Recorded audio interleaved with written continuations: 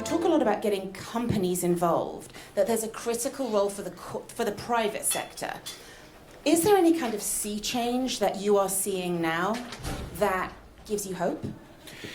Well, of course, if you've been going on about this endlessly for 30 years and very few people ever listening to you or calling you a sort of green activist or something like that, it's wonderful to see it. It worries me a little bit that it seems, and I think Bennett's going to talk about this, that people seem a little bit stuck somehow. And I think we've got to unstick it because the will is there, but I do see more and more and more that large corporations, important people are saying, well, we're going to do this. And this is our mission statement. But I think often they forget the engine room of the business to actually include the employees and get engagement. They seem to be a bit stuck on the sort of headline, we are going to be carbon neutral by 2031 or whatever it is. And I feel that, I think it's fantastic, but we need to push it on. It's not enough right now just to talk about it. So actually, Bennett, that's great for you because the power of technology to scale these kind of game-changing initiatives that are so desperately needed, and the role of business and tech leaders cannot be understated or cannot be overstated. Can you talk a little bit about some of the exciting technology and innovations that you're seeing, whether that's smart cities or renewable energy, or even technology that makes things tangible and visual and analyzable, if that's a word? Robert gave such a great speech. I've heard it once or twice, and I hear different things every time that make me think about what we're doing. Sustainability is a very, very big topic. It's very broad. You can talk about hydrogen and green hydrogen. You can talk about, photonic networks, which is something that NTT is doing. We spend nearly $4 billion every year just on R&D, and some of that is in sustainable practices. We're looking at networking for, using optical networks to have high latency or lower latency, high capacity at low cost. Those types of things are always out there, and technology is continuing to lead the way.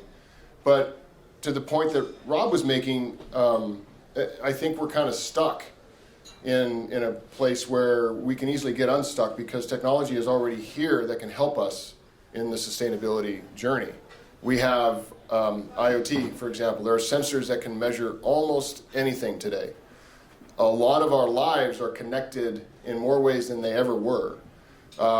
We have an office, one of our R&D offices is a lab for me. They're connected with everything from occupancy sensors to CO2 sensors. We get electric grid readings, we've got water meter readings, and we're putting all that together to create a smart building. I guess my point is that if you can't measure it, you can't manage it. Early in my career, I got to work with Professor Michael Hammer from MIT. He's written a lot of books on business process reengineering, but he said one thing to me that really stuck when I was younger, and he said, if you can't measure it, you can't manage it. And today, we've put a lot of interest into, and forgive me, but I talk about the FOMO of sustainability. And corporations have put a lot of effort into stating goals that are out there in the future about their policies and things that they're going to be doing and how they're going to do that. And now they're faced with, how am I going to measure it? For me, it's all about the data, and we have it. And my job and my role at NTT, both internally and externally, is to take that data and to make manageable and insightful stories out of that data, and one of those is sustainability and sustainable practices. And we're starting with things like carbon neutrality.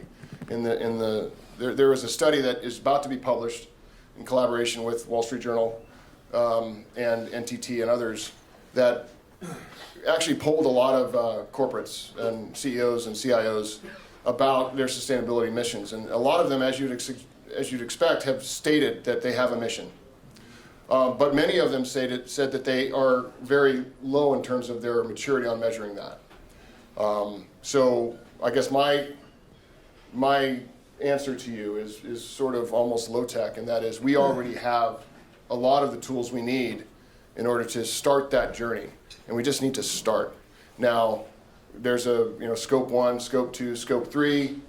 I look at, just to finish, I look at just a regular chart that says, across the x-axis you have scope 1, scope 2, scope 3, and across the y-axis you have three things. Step 1, which is, what am I doing today? How can I get data and put that data together, whether I have 1,000 plants in my ecosystem or I have one building? How can I start to measure that around just scope 1, the things that are direct to me, that I do? Step 2 on that is, okay, so if I know what I'm doing today, how can I look forward and see where am I going to be tomorrow? Because I can see a trend. And so that's insightful to be able to see that trend, whether you use analytics or you just simply trend out your 3 or 4 or 8 months of history. And then the final is if you do the modeling right, which you've done step 1 and step 2, and you have a model of your business and your footprint on energy and energy usage, you can start to do a simulation on that. They call it a digital twin. I call it a data twin. It is simply a model that allows you to tweak certain things, hold other things constant, see what the outcome is without actually having to do it. And you do it in a digital manner. So now I'm smarter about how I can accelerate my path towards that goal, that policy goal that I've made. So in terms of using technology, I guess that's my point. So it sounds like we have the inspiration, we have the technology and innovation at our fingertips and ready data coming towards us. So it sounds like time to bring Corie in. Your work is in mobilizing people, leadership. Can you talk a little bit about what you're doing there and whether you're seeing engagement? Absolutely. So if you think about sustainability as the effort to improve the society in which we all live and work, you simply can't take people out of that equation. It doesn't make any sense to do that. You also need to think about the fact that most of the people who are going to be doing this work don't have sustainability in their title or as part of their job description.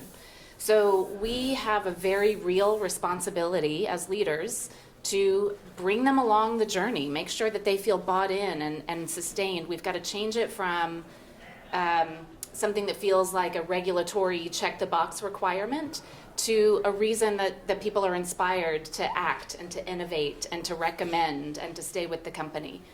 So, that looks like things like leading with purpose. I know that's a big cliche and overused term, but what I mean by that is leaders need to be able to give their employees space to take on a stretch project that has to do with a sustainability goal. They should celebrate when their employees are out doing good things in the world. And importantly, they need to make it part of the action plans of their employees. So many times there's the mission statement or the purpose statement that Bennett's talking about, and it doesn't translate into what people are tasked with doing. Within TT Data, Bennett and I should say, are very fortunate that we work for a company that was founded really with the idea that through the work we do, we have a responsibility and an opportunity to help improve societies. So I acknowledge that this job where I sit is probably a lot easier than the same job at different companies. But that said, our management plan, the phase of the management plan we're in right now, that the headline of it, the number one priority is realizing a sustainable future. Well, then that translated down to some significant commitments and specific commitments that then were given out to everybody. So, for example, we have a renewable energy target. That opened the door for us in our division to go and start switching our data centers to renewable energy contracts, which we're very proud of. But I don't know that we would have gotten the level of support we needed to do that if it hadn't started from the goals and then the mission statement above that or the purpose statement above that. You asked about engagement also. The good news is people really want to get involved in this. At least that's what we're finding. I mean, people are coming out of the woodworks of asking how they can help and how they can get involved. We have an employee resource group called NEST, which is for people who care about environmental sustainability. And we get together and hear speakers, and we take on environmental challenges. And in fact, if I can just digress for just a second, because we had an eco challenge that I think might be an eye-opener to some people, because it was for a lot of our people. A lot of us probably aren't thinking about the carbon footprint that our emails have, right? Certainly better than sending a letter, certainly less of an impact on the planet. However, it takes a lot of energy to send it, to retrieve it, to store it, and then once you're done with that email, it's in a server somewhere, which has to go in a data center that has to be cooled and heated and on and on. And if there's an attachment, even more so. So one of the challenges that we put out to our team is, first of all, think about sending just one less email a day. In fact, there was a World Economic Forum stat that came out recently, or I saw it recently, that said if everybody in the UK sent one less email a day, that's all, just one less email a day, it would be the equivalent of taking 3,300 cars off the road. Can you believe, I mean, that was shocking to me. So think about sending one less email a day, and then the other challenge is unsubscribe from 5 email lists, or 10, or however many. You know, it's going to help, and it's such an easy thing to do. You might miss a sale on a button down or something, but that's okay. We'll survive. I mean, it's back to that idea of feeling stuck. So we've talked a little bit about corporations, but it seems to be, we were chatting prior to this session, and we were talking about how bad news sells, and how for a long time it's been about the planet is, first of all, trying to convince everybody that climate change was real and the planet could be dying. Or as you said, not dying actually, morphing, but we're going to die on top of it or start swimming. But the idea that the ordinary citizen perhaps feels daunted by the enormity of the challenge in front of them. And then this idea of but small incremental changes that can shift the paradigm from paralysis to action. So Rob, I'd like to bring you back in. You know, I think your son Barney said something that I loved, which was, I might be misquoting, but a billion fish can, what was it, Barney? A billion fish are stronger than 100 sharks.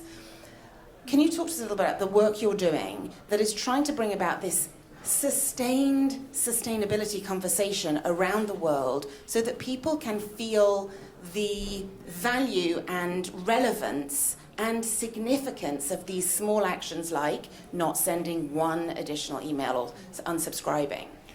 Yeah, I think there's one word that we've learned in some of the most hostile places on the planet. I'm sure that the people who live in Fort Myers in Florida probably feel that that was the most hostile place on the planet, probably rightly. But we have learned that idea of trying to be relevant. And I think that when one is trying to get messages across to people, you can't sort of stuff them in and say this must happen. You've got to try and make people feel that they are relevant to it and that the enormity of the situation that lies ahead, which it is, it's a big effort, it's a big exploration that we're undertaking, that they can make a difference. And I think that comes exactly why I'm proud to be with NTT Data, because people need to be able to see, not just sort of switch a light, they need to be able to see results and feel part of results. And the only way you're going to do that is what Bennett was saying, by measuring things. And here's something that you can actually see, touch, feel, and be part of.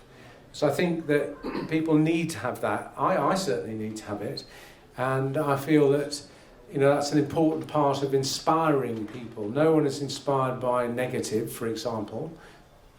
And I think people need to be inspired, as Bennett was saying, and maybe you'll jump in now, Bennett, on actually seeing results. I was part of, and that's what Barney's doing in the rainforest, that people actually can have their own tree that will grow to 2,000 years old. It's very cool, Barney.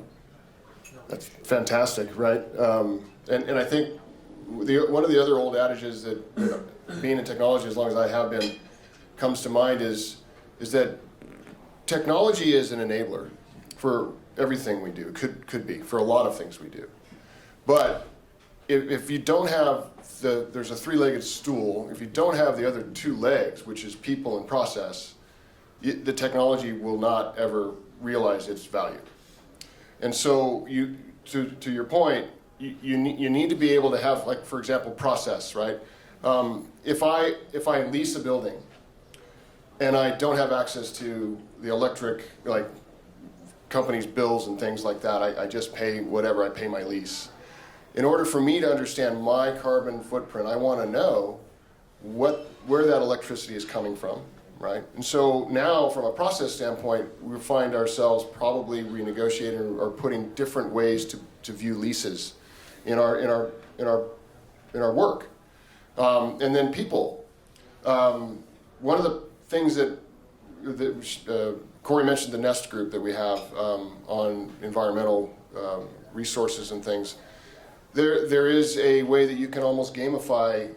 Scope 3 says bring your employees into it, understand how they contribute to your carbon footprint and your sustainability goals. And so there are ways that you can bring employees in by looking and gamifying and having an app and doing manual things that they can start to help you as a company understand how you're impacting the environment through your practices. Can you have commuting, vouchers instead of having a lot of people drive into the office is one really easy example. True. Talking of people then, Corie, similar to attitudes and action on climate change, there's also a lot more awareness in the last few years around equity and inclusion. How does that equate to success of sustainability strategies? One of my favorite things in the world to talk about, so cut me off if I go too long.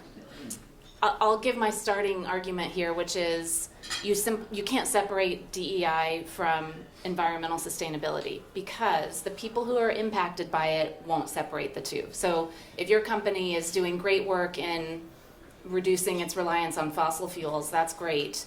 But if it has a horrible track record on having an inclusive workplace, then the people impacted by not having an inclusive workplace aren't going to say, but it's okay because our fossil fuels over here are great. They're going to look at that all in the same. And so if you don't pay attention to both, you're going to reduce the impact of both, if that makes sense. To the point, technology is certainly an enabler. It's an innovator. It helps us solve problems at scale. But people are the solution that's going to put it in action and put it in place. So a couple of things for diversity, equity, and inclusion.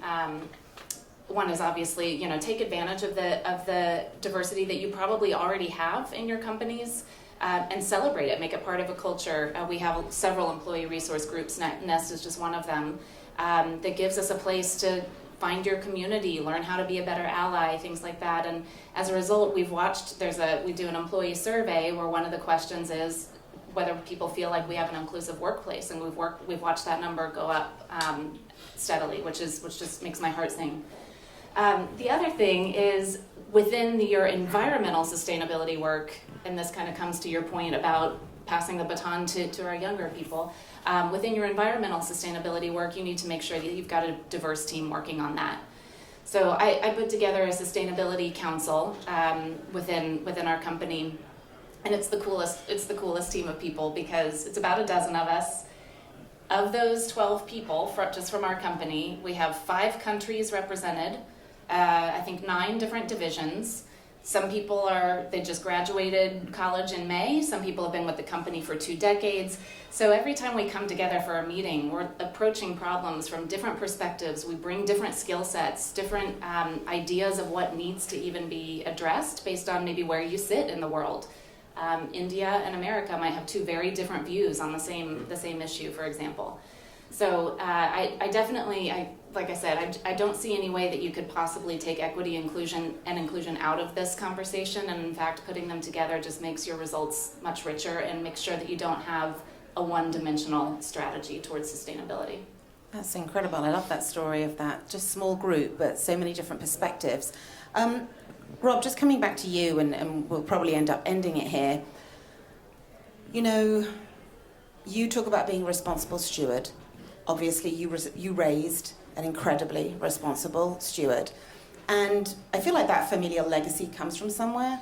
I know that your beloved mum passed away a couple of months ago at the incredible age of 106 years old. And I think you told me that today actually is her birthday. She would have been 107. And I just want you to talk through, it's this idea again about ordinary people and small incremental changes, and how she, born in the Great War, went to school on horseback, not because it was cool, but because that's how you got around, and the innovations that she must have witnessed in one person's lifetime.